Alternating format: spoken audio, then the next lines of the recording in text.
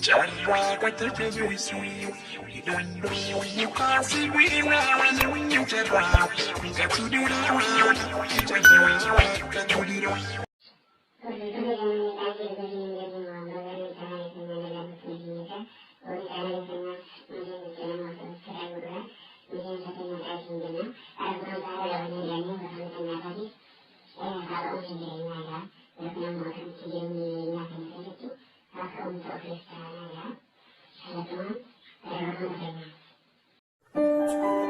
Milkaa'inni jireenya nama tokkoo qabeenya baay'ee horachuudhaan, aangoo olaanaa qabaachuudhaan yookaan immoo beekamtii guddaa ta'e tokko qabaachuudhaan hin madaalamu.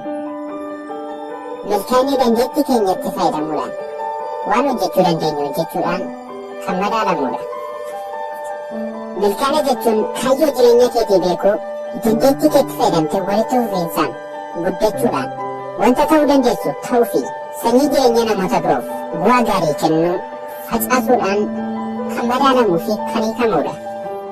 Dandeettiin keenya kennaa waaqayyo nuuf kenne yoo ta'u, waan nuti dandeettii keenyatti fayyadamnee dandeettii keenya kanaan hojjennu immoo kennaa nuti isaaf kenninudha. Dandeettiin keenya kun garuu qabeenya guddaa yeroo baay'eetu ittiin fayyadamin hafnudha. Hundi keenya dandeettii dhuma hin qabne ni qabna.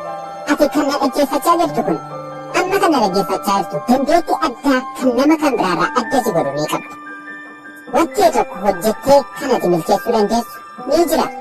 Kan itti gammachuu gonfattu, kan itti walitti fufiinsaan nuffii malee hojjechuu dandeessu, kan keessa kee dhokatee jiru ta'e tokko ni jira. Garuu haala nama ajaa'ibuun namoota muraasa qofaatu dandeettii isaanii kan itti fayyadamu. Maaliif laata? Baay'een keenya wantoota baay'ee hojjechuudhaaf yaalii goona. Garuu wantoota hundumaa hojjechuu hin dandeenye. Namoonni baay'een kaayyoo jireenya isaanii namoota biroon akka isaaniif murteessan barbaadu.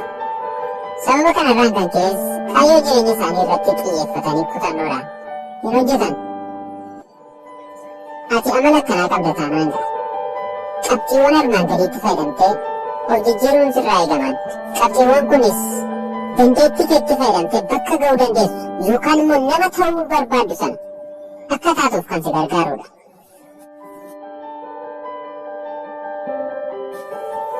Kaayyoo jireenya keetii raawwachuudhaaf inni jalqabaa galma ijoo ta'e tokko irratti xiyyeeffachuudha. Ati har'a barsiisaa amantii ta'uu dandeessa. Barsiisaa amantii erga taate barsiisa amantii kana jabaatti hojjettee itti cichitee milkeessuu danda'u qabda. Akkasumas daldalaa yookaan naggaadee ta'uu dandeessa. Naggaadee kee kanatti jabaattee birrii barbaaddu argachuudhaaf yookaan gara fuulduraatti jijjiiramtee qabeenya barbaaddu argachuudhaaf ammas itti cichitee hojjechuu danda'u qabda. Inni kan biraan ammas nama siyaasaas ta'uu dandeessa.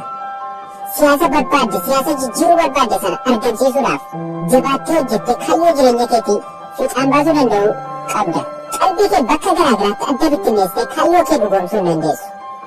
Ati jireenya kee keessatti kaayyoo kee raawwachuu barbaadda yookaan milkaa'ina olaanaa ta'e tokko gonfachuu barbaadda taanaan qalbii kee bakka garaa garaatti addaan bittinneessitee kaayyoo kee kana dhugoomsuu hin dandeessu. Qalbii kee hundumaa sassaabdee galma kee ijoo irratti xiyyeeffachuu danda'u qabda. Kanaaf egaa jalqaba kaayyoo kee adda baafattee beekuunis si barbaachisa. Kaayyoo kee adda baafattee booda dhugoomsuudhaaf maal gochuu akka qabdu murteeffachuu qabda. Kun baay'ee barbaachisaadha. Utuu aarsaan kaffaliin milkaa'ina gonfachuu hin dandeessu. Waan xiqqoo hojjechuu barbaadda taanaan aarsaa guddaa kaffaluu si barbaachisa. Wantoota akka salphaatti gootu waan salphaa siif fidee dhufa. Inni lammatarra jiru walitti fufiinsaan of haaressaa deemuudha. Walitti fufiinsaan ofii kee fooyyessaa tarkaanfachuun dandeettii kee yookaan kennaa kee dagaagsistee milkaa'ina akka gonfattuuf si gargaara. Jireenya kee guyyaa guyyaa keessatti kan kaleessaarra fooyya'insa xiqqoo ta'e argisiisuu danda'u qabda.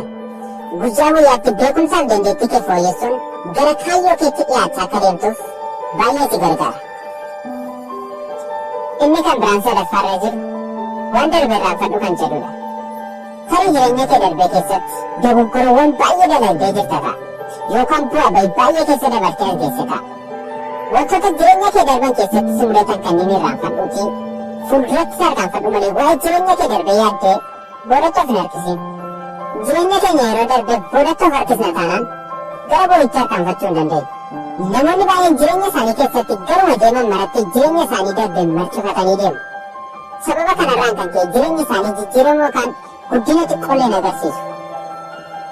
Namichatu waajjira isaa keessatti barreeffama guyyaan kaleessaa eda galgala xumurame kan jedhu fannifatee qaba ture. Barreeffama kana fayyadamuudhaan wanti darbee jira waan ta'eef kanatti aanu irratti xiyyeeffachuu akka qabnu irraa hubanna. Wanti darbeera bakka itti deebi'uun hin danda'amu. Kanaaf waan darbe irraanfadhuuf jireenya kee borii irratti xiyyeeffadhu. Inni arfaffaarra jiruuf xumura jireenya kee gara irratti xiyyeeffadhu kan jedhudha. Jireenya kee keessatti waa'ee waan darbee yaaddee boodatti of hin harkisin. Jireenya kee gara irratti xiyyeeffadhu. Umuriin kee waggaa 8, 18, 40 yookaan 50 ta'e dandeettiin kee keessuma kee jira. Jireenya kee kanarraa kan borii caalaa fooyya'uu danda'a. Namni fuuldura isaa ilaaluu hin dandeenye boodatti hafa waan ta'eef jireenya keessa borii isa jijjiiramuu danda'u abdachuudhaan gara fuulduraa kee ilaaluu amaleeffadhu. Namni fuuldura isaa ilaaluu hin dandeenye boodatti hafa waan ta'eef jireenya kee gara irratti xiyyeeffadhuuti abdiidhaan gara fuulduraatti tarkaanfadhuun dhaamsa kooti. Egaa viidiyoo koo guyyaa irraa waan tokko isin barsiiseera yoo ta'e laayikii akka gootan isin jajjabeessa. Yeroo itti aanu viidiyoo isin gargaara jedhee amanu kan biraan qabadhee isin dhiyaadhutti. Ciao.